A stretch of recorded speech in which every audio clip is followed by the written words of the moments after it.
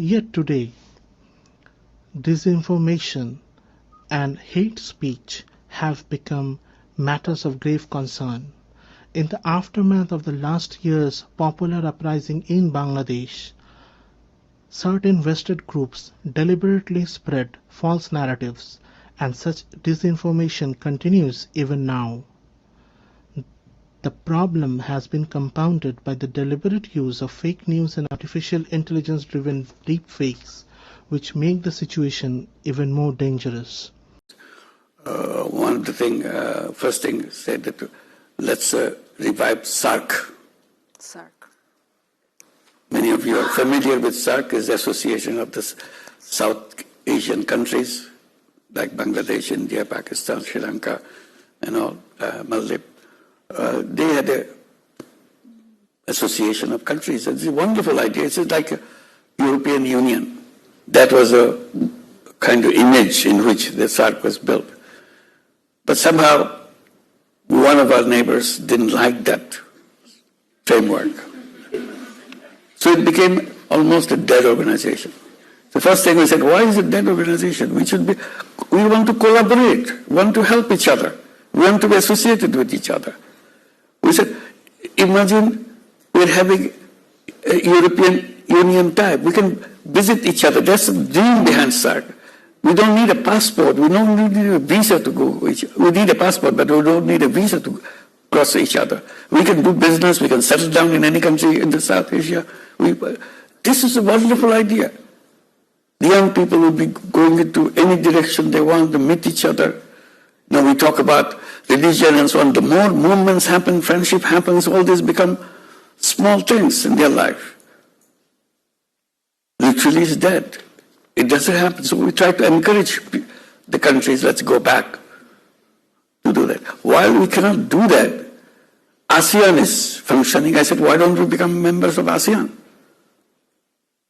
This would be good connection, even if when the SAARC is revived, Bangladesh becomes a kind of a connecting point between ASEAN and SAARC. So I'm emphasizing on that. And ASEAN chair right now is Malaysia. Anwar Ibrahim, the Prime Minister, he got very excited. He's a good friend. He got very excited. He said, yes, of course, we'll welcome you into ASEAN. But he may have a very warm feeling for us, but we need a procedure where all the ASEAN countries have to say yes. It's not easy to get everybody's yes right away, particularly Myanmar, which have problem with the Rohingyas. So they may not come forward. But we'll work on it. We don't see this would be again permanent trouble between Myanmar and Bangladesh. We don't have to have that. So we have to resolve all these issues.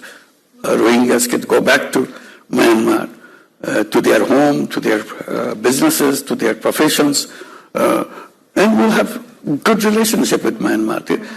Having this kind of conflict with each other doesn't help anybody. So we have to resolve that. So hopefully, if it's resolved, then we become ASEAN member. But in the meantime, we can have informal membership in ASEAN. That's one way we can do that. And this is what we have been applying, that we can become an informal member. There's a provision there that we can do that. So ASEAN would be a good place to go. So we want to build that up, regional harmony and regional interconnectivity, etc., etc. We bring it down to Bangladesh also in a different way. I said, look, Bangladesh economy is defined by the boundaries of Bangladesh. But while we remain ourselves within the boundaries of Bangladesh, this is a very narrow way of looking at yourself.